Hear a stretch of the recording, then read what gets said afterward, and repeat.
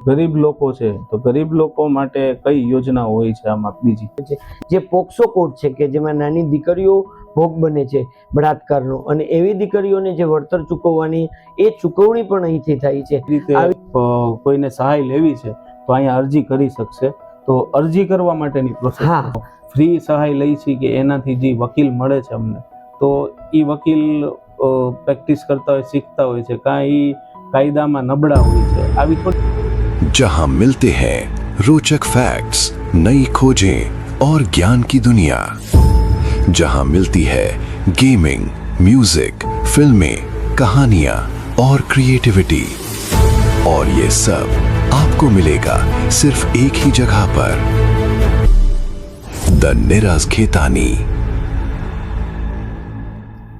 શું તમને ખ્યાલ છે કે કાનૂની સહાય મફત મળી શકે છે? કોઈ પણ ધર્મ કે જાતિના ભેદભાવ વગર તમને કાનૂની સહાય મફત મળી શકે છે. એના માટે આપણે આજે રાજકોટ ડિસ્ટ્રિક્ટ અને સેશન્સ કોર્ટમાં આવી ગયા છીએ.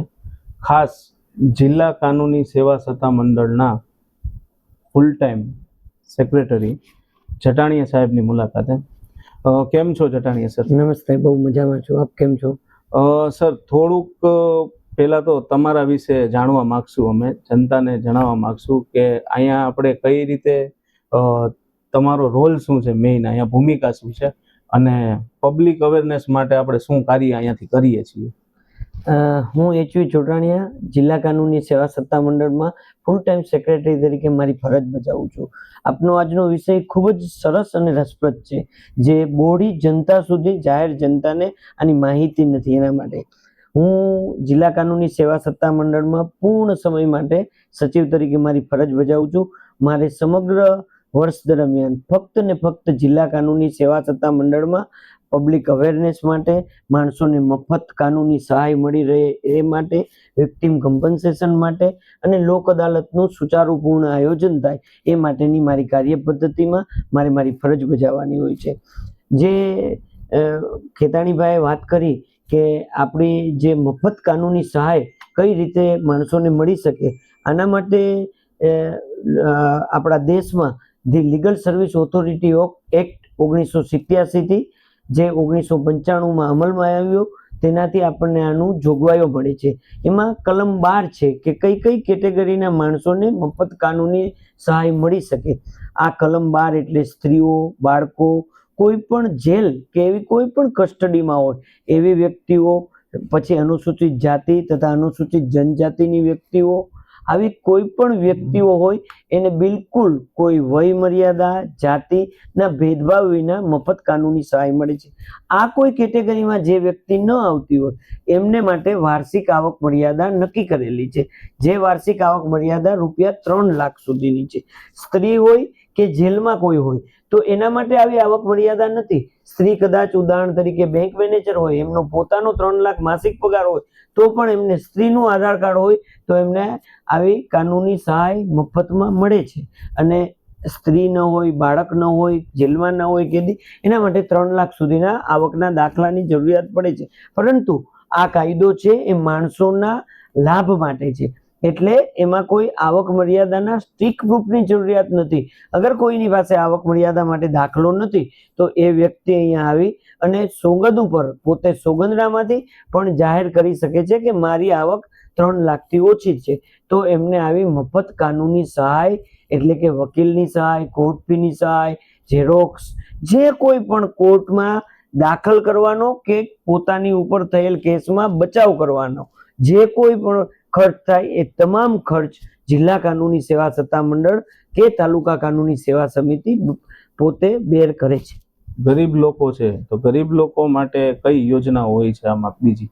ગરીબ લોકો માટે અમારી નાલસા એટલે કે નેશનલ લીગલ સર્વિસ ઓથોરિટીએ ઘણી બધી સ્કીમો બહાર પાડે છે. આદિવાસી માણસો માટે બહાર પાડે છે.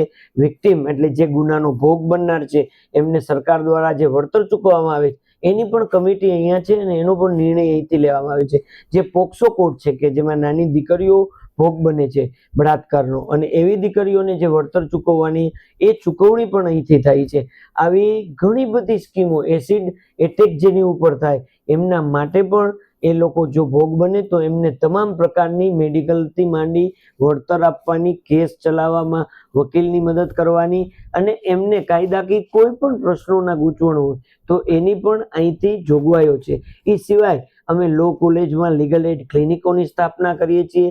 ગ્રામ પંચાયતોમાં પણ લીગલ એડ ક્લિનિકની સ્થાપના કરીએ છીએ, જેથી ગામડાના છેવાડાના માનવીને પણ જો કોઈ કાયદાકીય સલાહ કે સહાયની જરૂરિયાત હોય, કોઈ પણ કાયદાકીય પ્રશ્ન એમને ઉદ્ભવતા હોય તો એની ત્યાં ગ્રામ પંચાયતની ઓફિસમાં એટલે કે ઘર બેઠા પોતાના ગામે એમને કાનૂની સહાય અને સલાહ મળી રહે છે.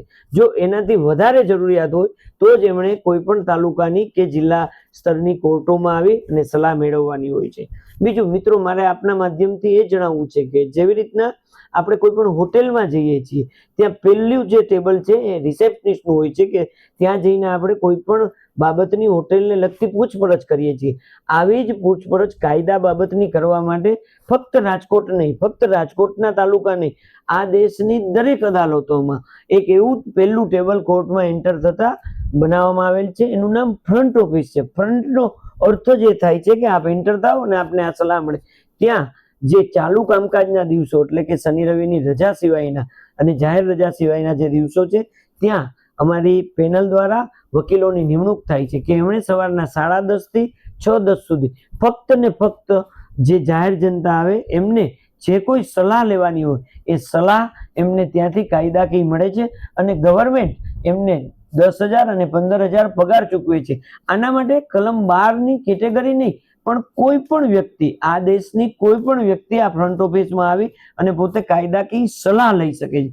જે સહાયની વાત છે એના માટે સેક્શન 12ની મેં જે કેટેગરી જણાવી અને આવક મર્યાદા જણાવી એ લાગુ પડે છે. બાકી સલાહ લેવા માટે 10:30 થી 6:10 ચાલુ કામકાજના દિવસમાં આ દેશની દરેક અદાલતોમાં ફ્રન્ટ ઓફિસ બનાવવામાં આવેલ છે અને ત્યાં આપણે પેરાલીગલ વોલેન્ટિયર મારફત તથા અમારા રિટેનર લોયર મારફત આપને આવી સલાહ બિલકુલ મફતમાં મળે છે. સાહેબ, નાલસાની આપણે વાત કરી તો નાલસાની અંદર કઈ કઈ સેવાઓ, કોને કોને સેવાઓ મળે છે અને નાલસાના મુખ્ય કાર્યો શું છે?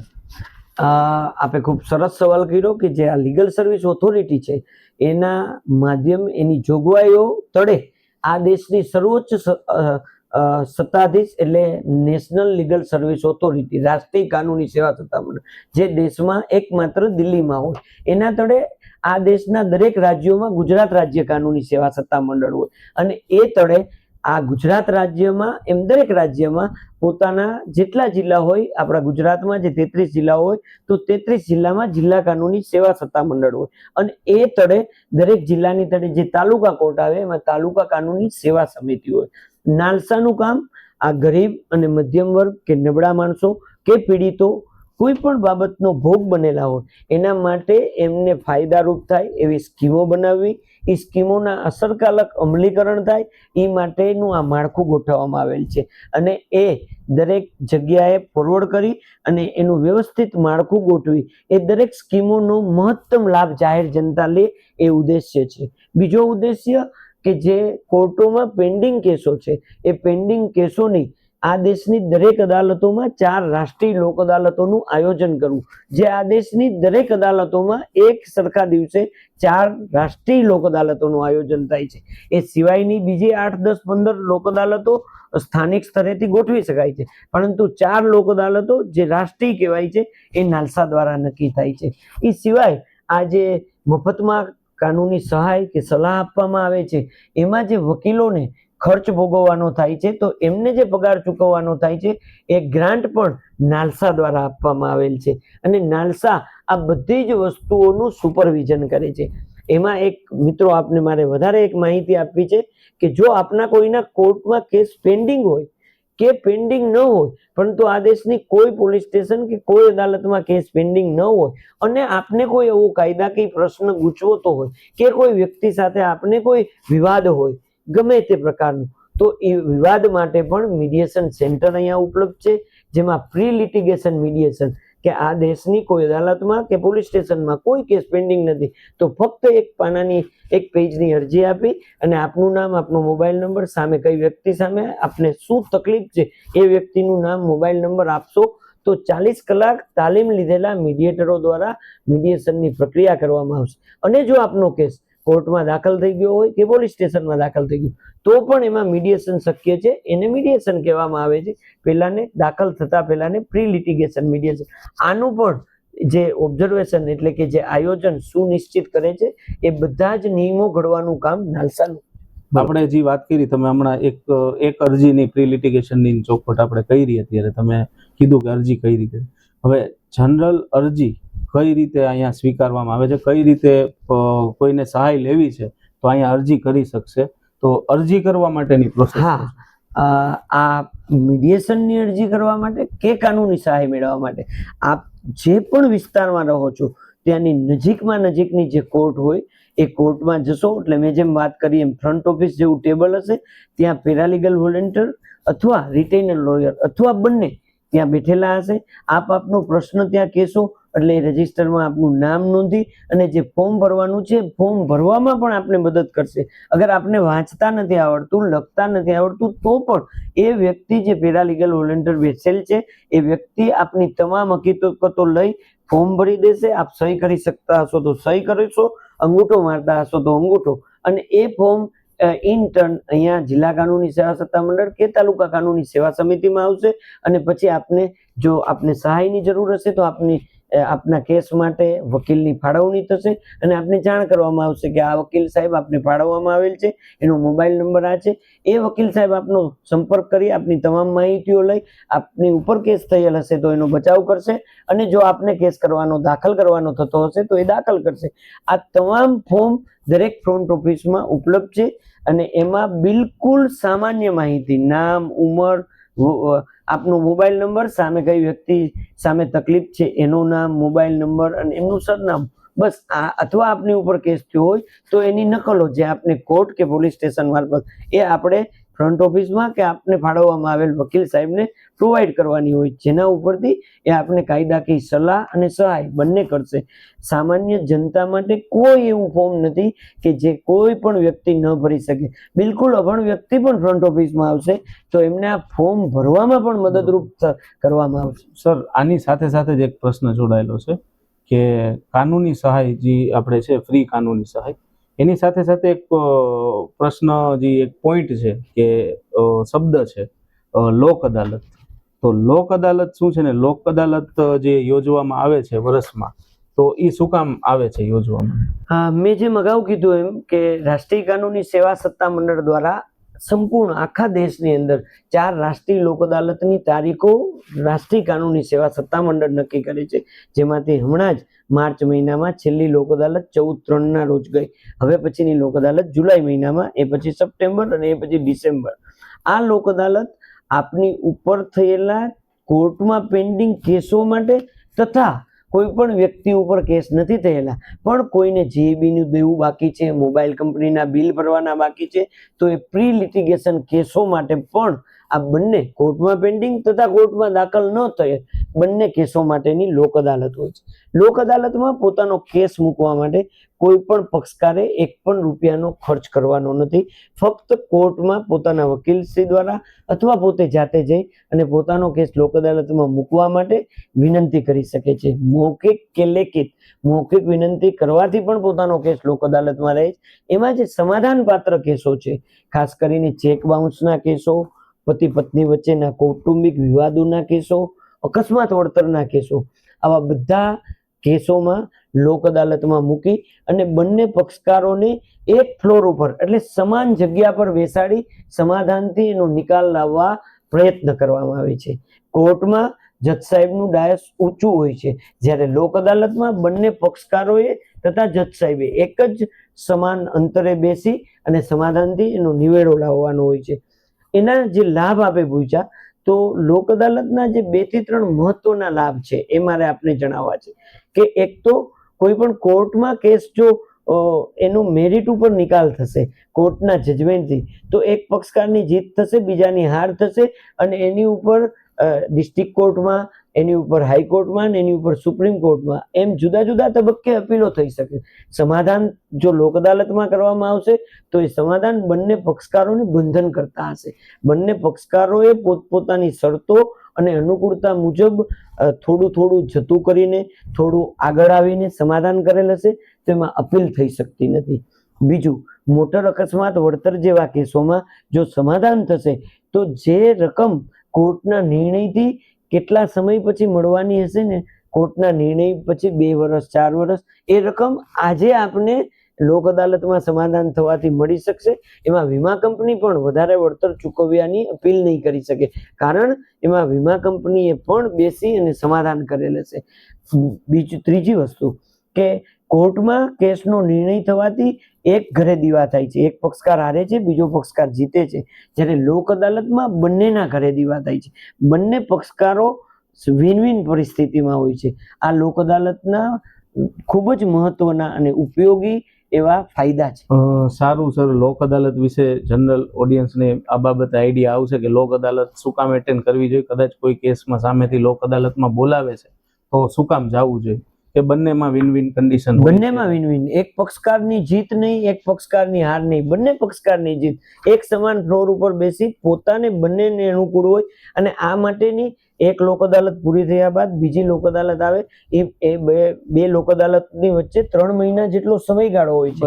એ 3 મહિના દરમિયાન મારે ફક્ત આ બધી જ વીમા કંપનીઓ, જે ફાઇનાન્સ કંપનીઓ છે, જીબી, મોબાઈલ કંપનીઓ, આ બધી જ કંપનીઓ અને પક્ષકારો વચ્ચે સુમેળભર્યા વાતાવરણમાં બેઠકો કરાવી અને મહત્તમ કેસોનો નિકાલ થાય લોક અદાલતમાં, કેસ દાખલ થયા પહેલાના અને કેસ દાખલ થયા પછીના.